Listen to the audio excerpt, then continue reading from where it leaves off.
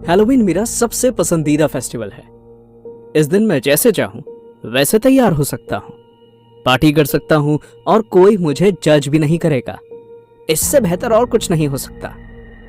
ये एक ऐसी हैलोवीन पार्टी है जिसमें मैं हर साल अपने एक दोस्त के घर सेलिब्रेट करता हूं। ये पार्टी हैलोवीन के दिन सूरज ढलने पर स्टार्ट होती है और सुबह होने से पहले खत्म नहीं होती।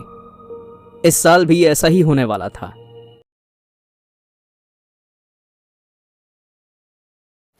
मैं कम उम्र में ही मां बन गई थी। मैं 24 साल की थी जब मेरा बेटा रायन पैदा हुआ और 26 साल की उम्र में मैंने अपनी बेटी जेसिका को जन्म दिया।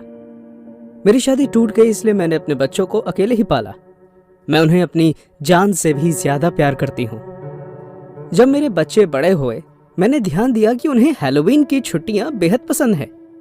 जैसे ही 31 अक्टूबर नजदीक आता, उनके चेहरे खिल उठते और उनके लिए कॉस्ट्यूम बनाते वक्त मैं उनका उत्साह देख पाती थी। हर साल मैं हैलोवीन की पार्टी का आयोजन करती थी। मैं पड़ोस के सभी लोगों को उनके बच्चों के साथ आने का इनविटेशन देती। पहली पार्टी की सफलता के बाद तो जैसे ये एक परंपरा बन गई हो। पर यह सिर्फ तब तक था जब तक हमारे नए पड़ोसी एंगस डंकन नहीं आए थे। मिस्टर एंगस बहुत ही अजीब आदमी थे। सभी उन्हें ओल्ड सोल कहते थे। उन्हें पिछड़े हुए जमाने में रहना ही पसंद था। जैसे कि सभी लोग अपने लॉन के गार्डन की घास काटने के लिए नई टेक्निक वाली मोटर का इस्तेमाल करते थे, तो वही मिस्टर एंगस अपने हाथों की मदद से पूरे लॉन की घास काटते थे। हैरानी की बात तो ये है कि अगर आप उनसे बात करने जाएं, तो वो आपको कहते थे कि आप मुझे लेटर लिखकर भेजिए। मुझे याद है जब मैंने पूछा था कि मिस्टर एंगस, आप आजकल के नई टेक्निक्स का इस्तेमाल क्यों नहीं करते? ये काफी आसान है और इससे समय भी बचता है। उन्होंने सीधे मेरी तरफ देखा और कहा, ओरिजिनल हमेशा बेहतर होता है। उस समय मैं उनकी बात का मतलब नहीं समझ पाई और मैंने हंसकर कहा, अब इस बात पर कोई क्या ही बहस कर सकता है। और मैं आज तक अपनी इस कही बात पर पछता रही हूं। अक्टूबर का महीना बस आने ही वाला था और मैं हर साल की तरह हैलोवीन पार्टी की तैयारियों में जुट गई। मुझे याद है मैंने सभी को ईमेल द्वारा इनवाइट भेज दिए थे। तभी मुझे मिस्टर एंगस का ख्याल आया। मिस्टर एंगस का कोई बच्चा नहीं था और मुझे लगा उन्हें पार्टी में ना बुलाना रूड होगा। उनके अजीब बिहेवियर की वजह से उनके कोई दोस्त नहीं थे, इसलिए मैंने सोचा कि उन्हें पार्टी में बुलाकर सबसे मिलवा देना चाहिए। मेरे पास खत लिखने का वक्त नहीं था, इसलिए मैं खुद ही उन्हें इनवाइट करने उनके घर चली गई।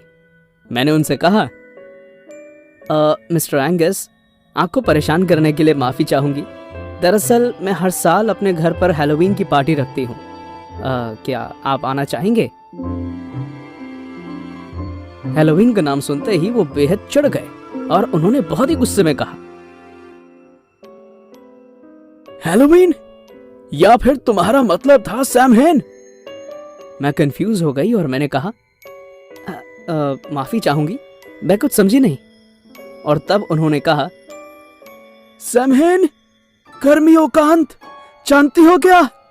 शायद तुम लोग जानते ही नहीं कि इसमें कैसे मनाया जाता है। मैं अभी भी कंफ्यूज थी, पर मैंने उनसे ज्यादा सवाल नहीं किए और कहा, मिस्टर एंगस, माफी चाहूंगी, ये तो मैं बस बच्चों के लिए करती हूँ। मुझे लगा शायद आप भी आना पसंद करेंगे। बच्चों का नाम सुन के उनके कान खड़े हो गए। बच्चे? वहां बच्चे भी होंगे? मैं अभी भी बहुत कंफ्यूज महसूस कर रही थी। आखिर बच्चों के नाम पर वो इतने उत्साहित क्यों हो गए?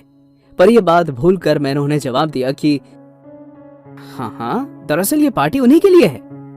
उन्होंने मेरी ओर देखा और कहा, हाँ, मैं आऊंगा तुम्हें यह दिखाने की हैलोवीन दरअसल मनाते कैसे हैं। और ये कहते ही उन्होंने दरवाजा बंद कर दिया। घर लौटते समय मैं ये सोचती रही कि यह आदमी कितना अजीब है।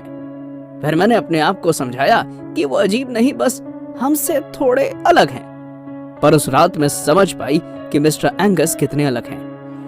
हमेशा की तरह पार्टी बहुत ही अच्छी तरह शुरू हुई। बच्चे अपने अपने कॉस्ट्यूम्स में खेल रहे थे। उनके पेरेंट्स एक दूसरे से बातें कर रहे थे। मिस्टर एंगस पार्टी शुरू होने के कुछ वक्त बाद आए। उनके हाथ में कैंडी से भरा एक डिब्बा था जो मैंने आज तक कभी नहीं देखा। उन्होंने उसे गिफ्ट रैप नहीं किया हुआ था, तो मुझे थोड़ा अजीब लगा। मैं उनके पास गई और कहा, वेलकम मिस्टर एंगस, मुझे लगा आप अब नहीं आएंगे। जब मैं उनसे बात कर रही थी, मैंने ये नोटिस किया कि उनका ध्यान मुझ पर नहीं था, बल्कि वो खेलते हुए बच्चों को घूर रहे थे। मुझे उस चीज से घबराहट हुई, पर मैंने फिर बात को उनका अलग व्यवहार समझकर नजरअंदाज कर दिया और उनसे पूछा, ये कैंडीज है ना? उन्होंने कहा, हाँ, ये घर की बनी हुई कैंडीज हैं। मैंने कहा, यह तो बहुत ही कमाल की बात है, लाइए मैं इसे टेबल पर रख दूं। और तब उन्होंने कहा, नहीं नहीं, मैं इन्हें खुद बच्चों को दूंगा। और फिर वो वहां से चले गए। मुझे महसूस हुआ कि कुछ तो सही नहीं है। जैसे ही मैं उनके पीछे जाने लगी, तभी एक बच्चे ने लैंप तोड़ दिया और मेरा ध्यान भटक गया। जैसे ही मैंने सफाई खत्म की और मिस्टर एंगस को देखने निकली, वो मेरे सामने आ गए और उन्होंने कहा, सभी बच्चे मेरे पास आए। मेरे पास सबके लिए जादुई कैंडीज हैं, जो मैं अपने होम टाउन से लाया हूं। उनकी बात सुनकर सभी बच्चे बहुत खुश हो गए और उनसे कैंडी लेने के लिए उनकी तरफ भागे। सभी बच्चों ने कैंडी खाई और उन्हें मुस्कुराता देख मैं इतना तो समझ ही गई थी कि कैंडीज बहुत टेस्टी हैं। 3 मिनट के अंदर ही सभी कैंडीज खत्म हो गई। मैं सोचने लगी कि कितना अच्छा हुआ कि मैंने मिस्टर एंगस को इनवाइट करने का फैसला लिया। पर अगले 2 मिनट बाद जो मेरी आंखों के सामने हुआ, उसे देख मुझे अपने फैसले पर पछतावा होने लगा। सभी बच्चे अजीब बर्ताव करने लगे, उन्हें सांस लेने में तकलीफ होने लगी और एक एक कर सभी बच्चे जमीन पर गिरने लगे। मैं तेजी से अपने बच्चों रायन और जेसिका के पास भागी और उन्हें पकड़ा। मैं बहुत डर गई और चिल्लाने लगी, कोई मेरी मदद करो प्लीज। सभी पेरेंट्स अपने बच्चों को उठाकर दरवाजे की ओर भागने लगे, पर दरवाजा बंद था। सब जगह भगदड़ मच गई और इस बीच मिस्टर एंगस चिल्लाए, देखो देखो समहेन। उन्हें इस तरह देख सब चुप हो गए। मिस्टर एंगस जोर से बोलने लगे, तुम खुश रहना, क्योंकि इनके बलिदान से हम बुरे वक्त से बचे रहेंगे। हमेशा ऐसा होता आया है और हमेशा ऐसे ही होता रहेगा। मृत्यु को कोई टाल नहीं सकता।